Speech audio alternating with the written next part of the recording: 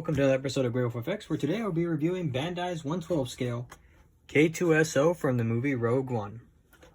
So moving on over here, we already have a couple scenes right when they're on the, I believe it was the world, or was it the city of Jeddah? I'm not sure what it was, I forgot. But we can already see him just here with, I forgot her name already. We just have another scene here, I guess after he just dropped the pack, like I didn't want to carry all that stuff. Over here, we have a nice, just kind of posed view of him, just kind of doing his thing or whatever. Then we have him from the front and the back view, just standing pretty tall and everything. I have him in a running pose. We have some details here of what it, like how thin the neck is and everything else he's got going on over here. He's supposed to have clear parts because in the movie, there is actually no detail inside the knees or the elbows. And over here, we have some more detail going on for the backside. And then we have just two different types of hands you can use, either just a regular fist or you can have relaxed pose. There is no trigger finger, which is kind of a bummer if you want to try to recreate, spoiler alert for those of you who didn't know about this part for the movie. When he kills him, he sacrifices himself to, you know, make sure that the two actually get the plans for the Death Star and everything like that. You know, you can't really recreate that, unfortunately, so yeah, you're going to have to either scratch build or you're going to have to 3D print your own part, design it, which is probably what I'm going to end up doing later. I'm going to design another bit, but anyway, moving on from there. So here we just have the regular side. On the back side, we have a nice tall view of how he's going to look when he's done and everything like that. And he's a fairly large kit. Well, a large figure himself. Now let's moving into the goods. That's it. That's literally all you get in terms of the actual plastic parts. So moving on from here, we have runner A. Let me just move this to the side. Here we can already have the chest, the back part of, or his back actually. We have his lower hip joints right here, also molded in really good detail. You have right there. Some little part here, I'm not sure, I guess it connects with this part here that's supposed to go over where his waist is. We have part of his head over here. Not sure what the rest of these are, but there are just a lot of extra little joints that move around, moving about and everything like that. Here are those clear parts. They're supposed to go inside to help keep all the joints together. We have just where the armpit is, right over here. Also got pretty good details right there. Sorry for my fingers, it was because I'm custom painting the Boba Fett figure to be Jango Fett, but anyway. Moving on to runner B, we have part of his shoulders here. We already have his head here in the front, just a very simple, very basic design here. We have, I'm assuming it's probably one of his legs, maybe it's one of his arms, I'm not really sure. I think this might be one of his legs, pretty tall. So we have the legs themselves. His hands molded really well. Of course, you're going to have to fill in the little parts there to get the silver parts for like where the little joints are, where you're going to have them there. The neck part here, so on and so on. It's really good. And even on the front here, you can even see it says here 1/12 scale K2S0. So that's pretty neat.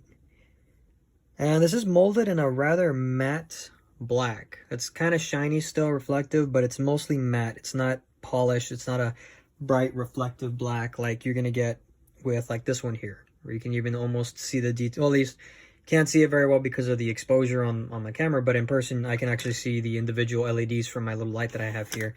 But here you can. It's very, very matte, so that's what they went ahead and did different here. And then of course this is the base that it comes included with all kits, which by the way, he does have just the same side. He doesn't have like General Grievous does, which I'll hopefully review at one point, where he has a stand or anything like that. He does have a actual little foot thing here, and then he's got another part here. Interesting. Not sure what that actually is for, but I guess it'll show me in the instruction manual when I get to starting building this kit. But yeah, it's got a little part there. I'm not sure what. So moving on from the parts. As by the way, because of how little there is, it's going to be a rather short review. This is all you get for the polycaps.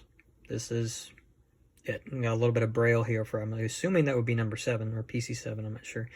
I don't read braille. I don't know how to read it yet, or at all. Hopefully I never have to learn, but yeah. Not that there's anything wrong with that, but yeah. So this is literally all you get. You don't get any other parts. You don't get kind of like with the clone troopers. You don't get any like extra stuff. It's just this. So that's kind of interesting.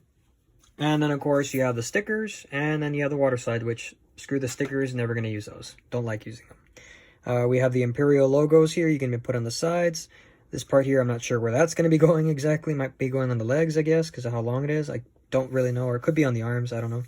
These parts here are where the hips are. This is supposed to be around the neck, like the collar piece, which I think I'll just go ahead and paint silver instead. And you got a little bit of the little details that are going to be going on in the back side, the back panel. You have this little part that's going to go on the front side, and some other extra little details, and then this little red thing that goes on the side of his cheek or something like that. So that's pretty much it there. And then we have the instruction manual, which is included, of course, in every model kit. And if it wasn't, that would be a bad thing here.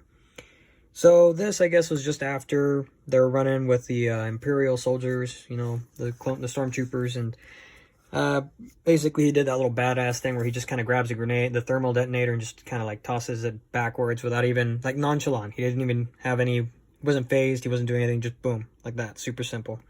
So that's like always interesting that they always do a little extra scene for all these little booklets. And on the back side, you have, of course, the instructions of where to put or place all the different decals. So that's pretty neat there. Or you could just paint them in yourself. So it's still useful as a color guide for that. Okay, so that's interesting. It goes on the hips. That's what that's for. I'll probably just paint these in myself, but yeah. Always make sure to read this. Make sure you got everything, which in this case, well, I do. Just like 3 things at most with the polycaps.